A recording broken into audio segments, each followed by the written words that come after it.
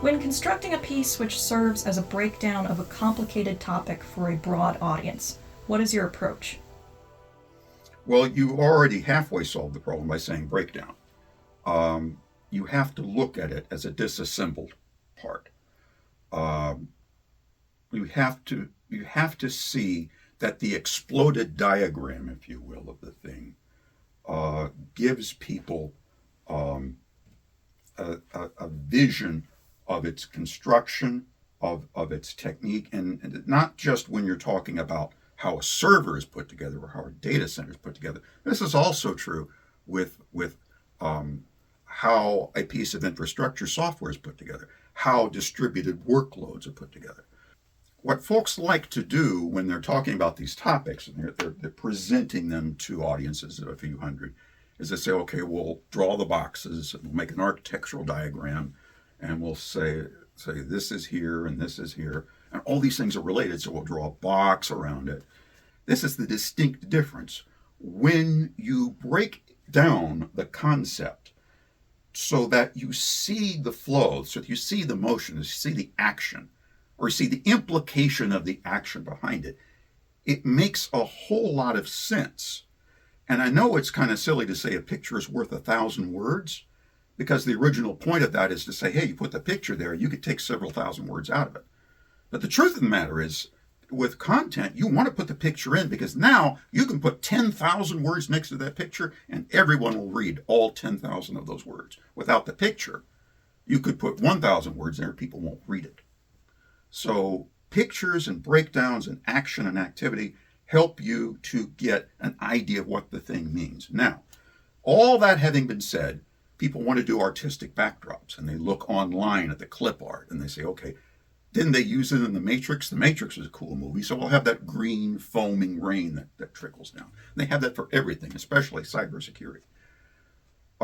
What I decided to do, growing up in an art studio and understanding about things about thematics and presentation, decided let's make a visual metaphor that is completely different from anything that has been used for this before. I decided cartography. Go for maps and make the maps look antique, not new, old. Why? Because what we're doing is part of history. Maps are indicative of history. They show us where we've been and how we've got there. And when we see what we're doing in a motif that frames it as historical, the value of it goes up in our minds and in our hearts. And we can start to build a feeling, a theme, a publication around that. That's how ZDNet Scale came to be. I started some of those ideas at the New Stack by putting antique photos, half-built bridges from our history of the half-built Golden Gate Bridge. I used that a lot and started to frame things in an old or antique motif. And, today I have to like old because look at this. Okay. If you got to live with it, you got to learn to like it. And so what I did with ZDNet Scale is with each month's safari or adventure, come up with a different map, a different style. Maybe the Transcontinental Railroad. Maybe it could be the 14th century explorer.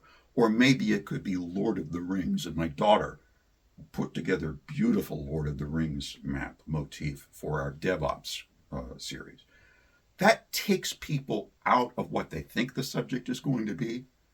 And they say, this could be darned interesting. And like I say, a picture is worth 1,000 words. My pictures are worth 5,000 or 6,000 words because I can put a 4,000 word article next to a motif, a map motif. And as the data will tell you, they'll read to the end of the article. They'll read to the end because they're taken into a different frame of mind. That's what a good publication does. A publication takes you to a place where you want to understand these sort of things.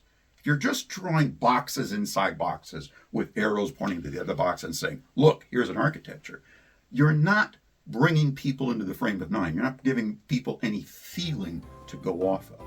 So a good publication is verbal, it's visual, and it's metaphorical.